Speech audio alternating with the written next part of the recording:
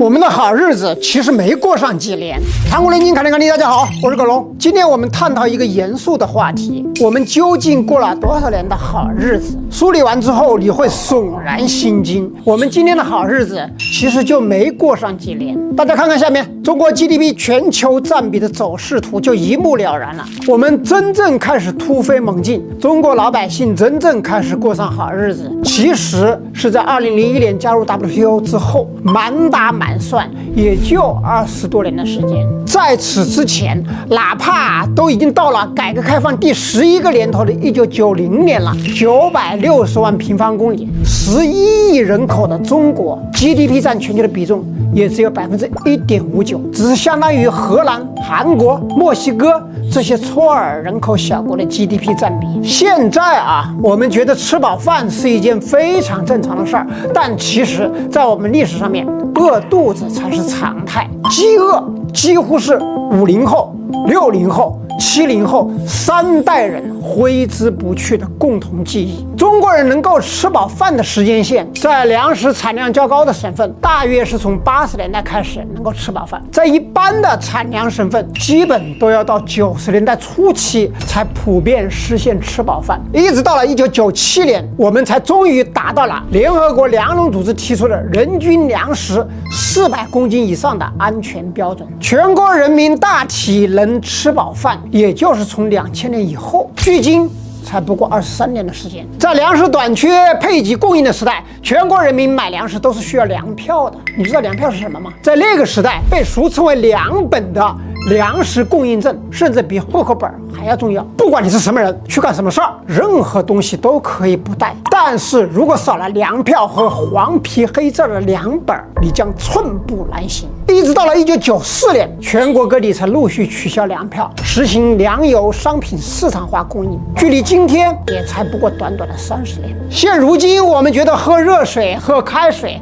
是再稀松平常不过的一件事儿，但事实上，在长达1000余年的时光里面，普通中国人是喝不起热水的。贫穷再加上燃料短缺，热菜热饭都没得吃，自然就更喝不上热水。乾隆年间，马格尔尼使团访华，他们注意到天津白河两岸的民众喝的全是河里面打上来的冷水。哪怕盛唐的唐武宗年间，日本僧人猿人来华，他见到山东一带的普通百姓不曾煮羹吃，常年维持冷食，即便来了极其贵重的客人，也是以空饼冷菜作为招待。同治年间，日本人丰原藏游览上海，发现上海的底层百姓喝的也都是冷江水。即使到了上世纪70、80年代，燃料短缺导致的喝冷水、喝生水情况仍然极其普遍。中国人何时才实现了喝热水的自由呢？一个有效的观测数据是保温瓶的全国年产量：1957年0.3亿个，1975年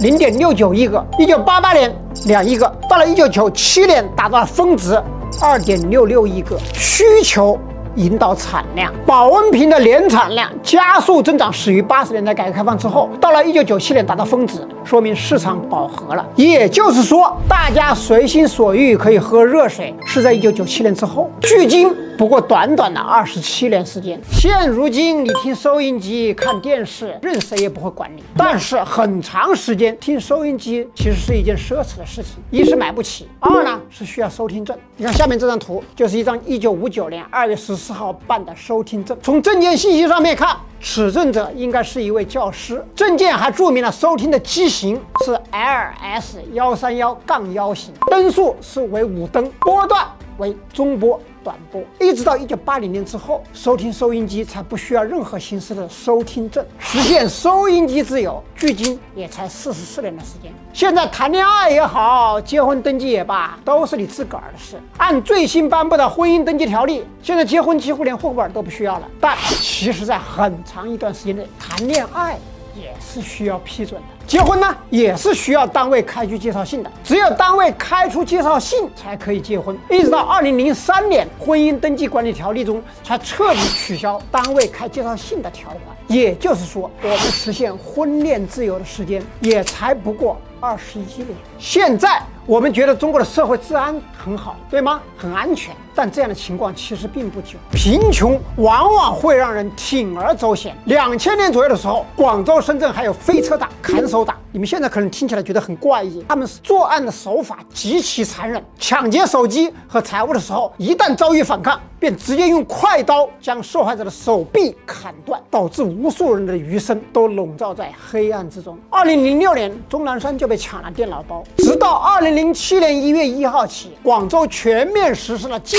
摩政策，飞车党才失去了生存的土壤，他们才逐渐销声匿迹。也就是说，我们2007年才实现了烤串安全，到现在也不过短短的17年时间。现如今在农村，农民种粮食是不用缴农业税的，但是对于很多农村出生的70后、80后来说，对于3体5桶交公粮应该还记忆犹新。对于绝大多数农民而言，当年的3体5桶构成了一笔巨大而且沉重的负担。直到2002年，这笔费用才因为一些特别的原因被取消了。2006年1月1号，国家真的宽裕了，农业税条例才正式被废止，距今也只有短短的18年时间。现如今，任何一个中国人都可以得到基本保障，不至于被饿死。这个呢叫低保制度。这个是什么时候实行的呢？1999年9月底，我国在城镇地区实行低保制度，但一直到2006年，低保才在全国的农村范围内推行。也就是说，低保的全民覆盖，距今也不过18年。医保和低保几乎是同时开始的啊！我国的城镇职工医疗保险开始于1998年的12月，也就是说，当时只有工作的人才有医保，没有工作的城镇居民，基本医疗保险要推迟到12年之后，也就是2010年才在全国铺开，到今天也只有14年的时间。民生的另外一头是教育，我们都熟悉9年义务教育，什么时候开始的呢？开始于1986年7月1号，但那个时候的教育还只是免除了学费、学杂费、书本费、教学用具、班费等等，还是需要家长来承担，很多家庭是承担不起的。这就会导致很多孩子失学辍学，直到20年后的2006年，我们才实现了学费、学杂费全面的义务教育。到今天也不过短短的18年时间。我们现在习以为常的双休呢，并不是一开始就有的啊，是在1995年3月份才开始的，距今也才29年的时间。身份证制度也是在1995年开始实施的。在这个之前，老百姓出门办事儿、住酒店是需要开介绍信的，你得去单位开介绍信，需要说明你要去哪里，你要干什么。但这并不代表着你有了身份证就可以像现在这样到处旅游。真正靠一张身份证走遍全国，是在2003年，任职于广州某公司的湖北青年孙志刚，在前往网吧的路上，因为缺少暂住证，被警察送往了商务人员收容遣送站，受到工作人员野蛮殴打致死。然后收容遣送办法被废止之后，这个距今呢也不过21年的时间。至于出国，那就更是身份的象征和时代的赐予了。从1994年开始，中国公民才可以因私出国，但是需要审批的啊，而且还必须参加旅行团。真正放开是什么时候？是中国加入 WTO 10天之后，距今也就23年的时间。又过了5年，到2006年，全国200多个大中城市才实现了按需申领护照。也就是说，中国人实现护照自由，也就不过短短的18年时间。